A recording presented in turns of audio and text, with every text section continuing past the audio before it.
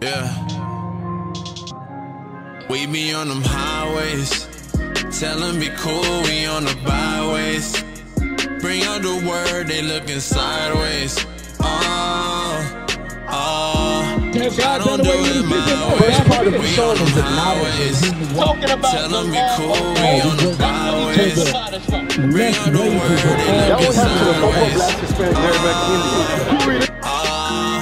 I don't do this my way. I hold a 6-man. Demons rolling up, I'm about to fix that. Scoffer about to talk, I got the word for him. I ain't even know I even heard from him. Scriptures coming out and ain't no word from him. As soon as I pull out the laws, they run away. You was laughing, he gon'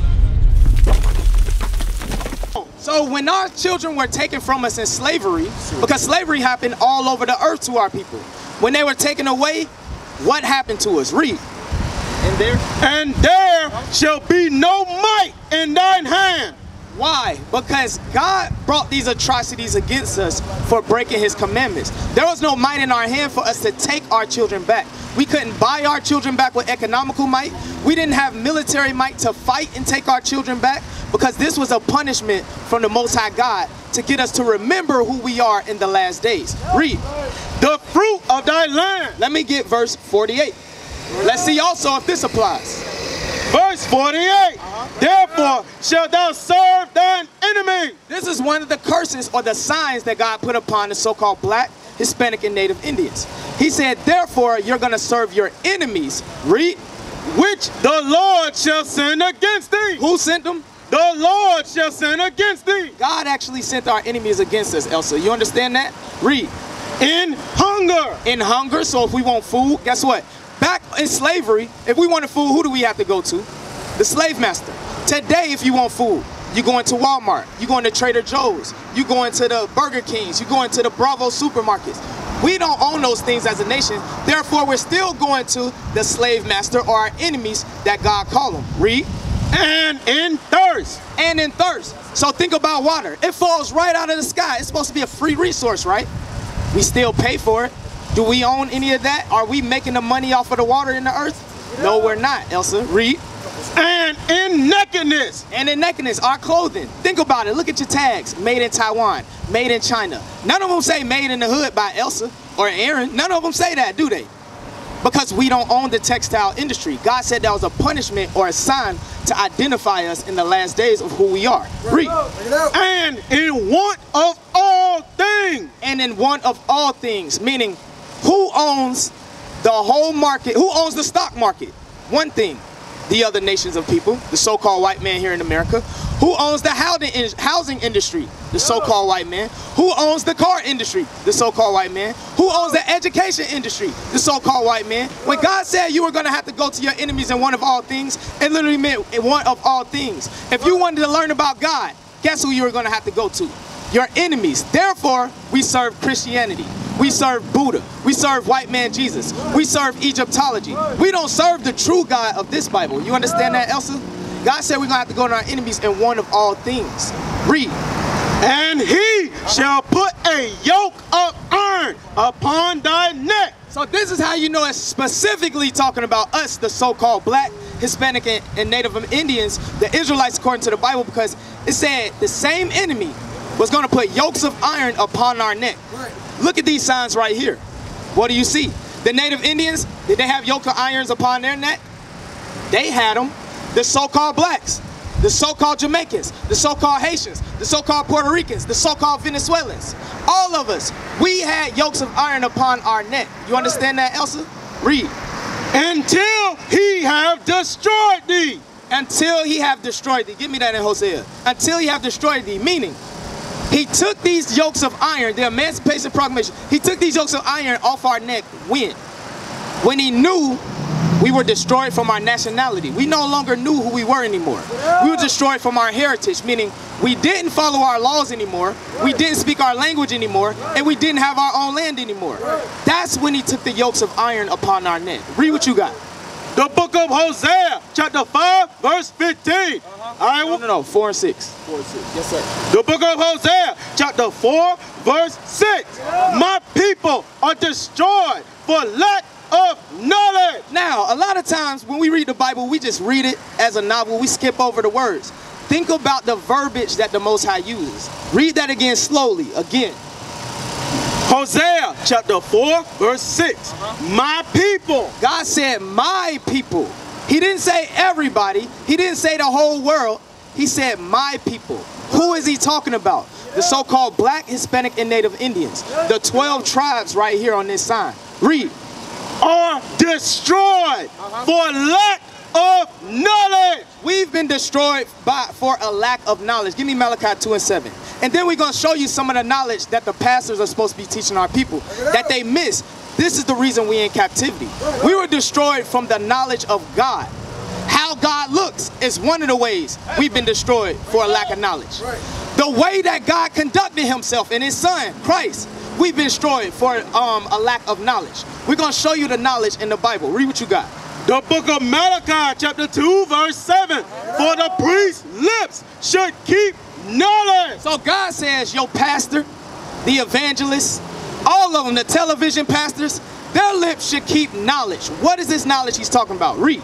And they should seek the law. The what? The law at his mouth. What pastors you know teaching you, you got to keep the laws of God?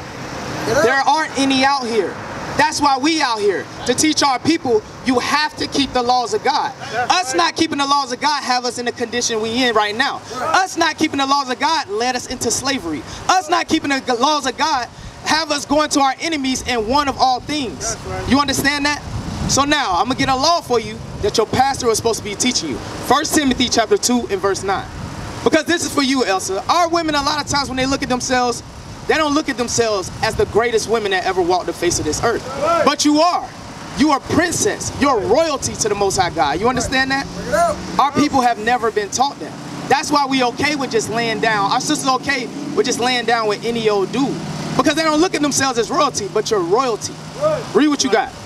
The book of 1 Timothy chapter 2 verse 9. In like manner also. So we're reading a law, the knowledge that the pastors are supposed to be teaching our people. In like manner also, read.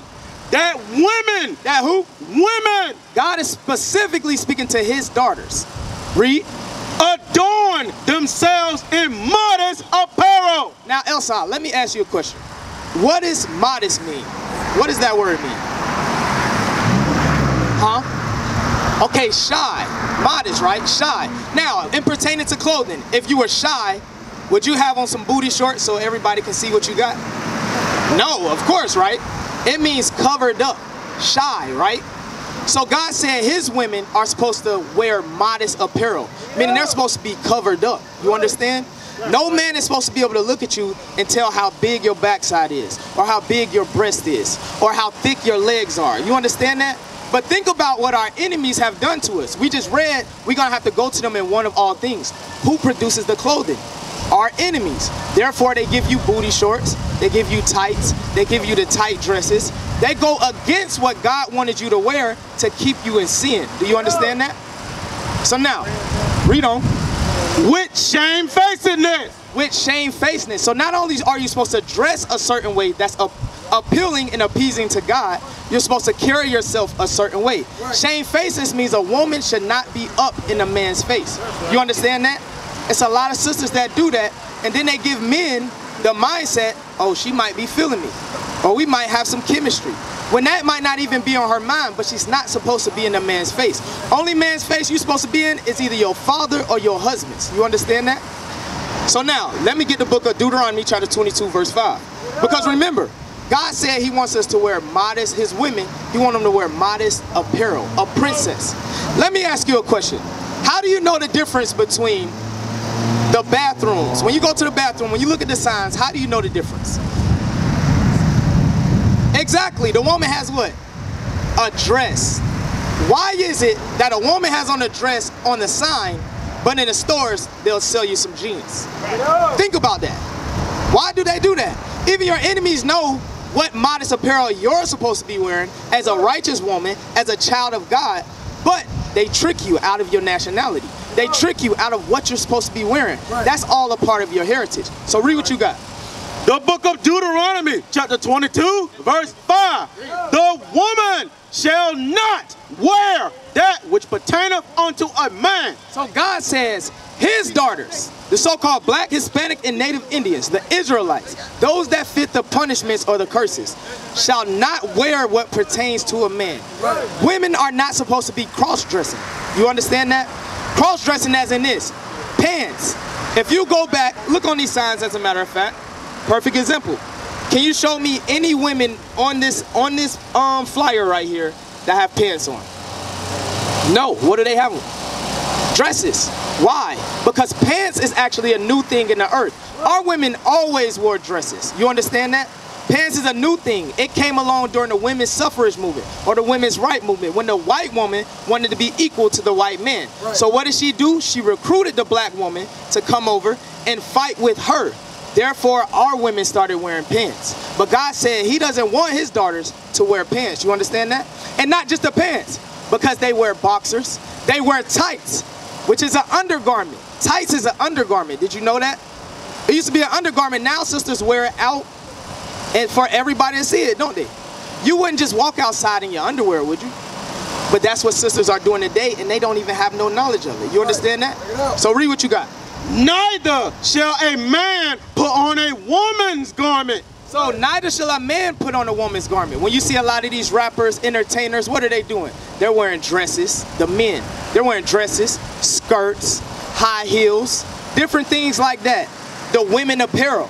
God said he does not want you to cross-dress. Now, this is the question. How does God feel about our people, his daughters and his sons when we cross-dress? Read. For all that do so are abomination unto God. So anytime that our people are cross-dressing, women wearing pants and man's apparel, men wearing dresses and women's apparel, God said you are an abomination unto him. You understand that? You know what an abomination is?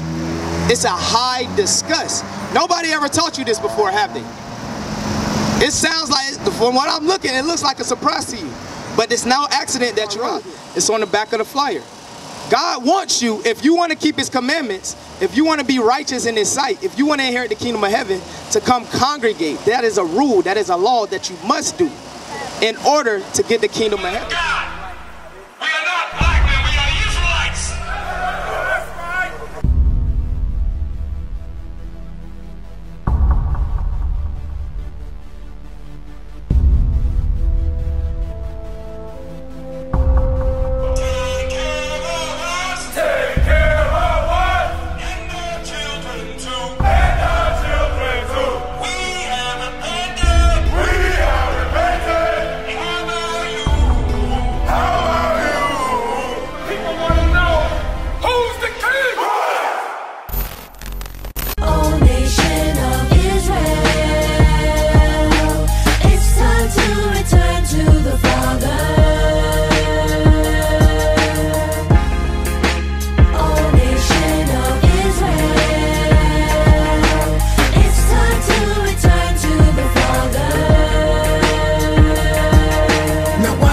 Make it so hard to serve God. And why when I say that I'm a Jew, it sound odd. For years I've been walking around saying that I'm a black man. I ain't saying that no more, it sounds wrong, man. This is Bishop Nathaniel of Israel United in Christ. Please subscribe to our YouTube channels.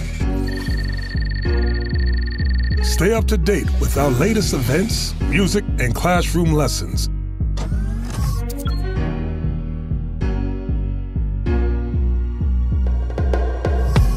IUIC plans to continue visiting different countries where this gospel has not been preached before. IUIC needs your help in pushing this truth.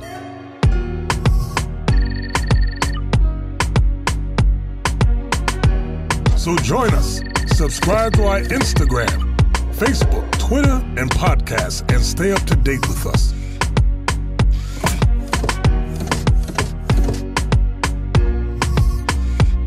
For more information, please visit www.israelunite.org.